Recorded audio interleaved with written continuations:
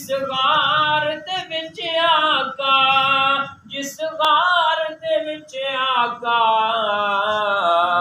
कुरान में करदा ए, उस गार दियां गल्लां कुरान में करदा ए, उस गार दियां गल्लां उस अरबी माही दे दरबार दियां गल्लां।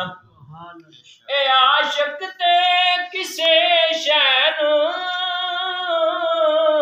गिनती च लियाउंदे नहीं, बेगिनती च लियाउंदे नहीं, जे करन ते करदे ने बस यार दियां गल्लां, जे करन ते करदे ने बस यार दियां गल्लां।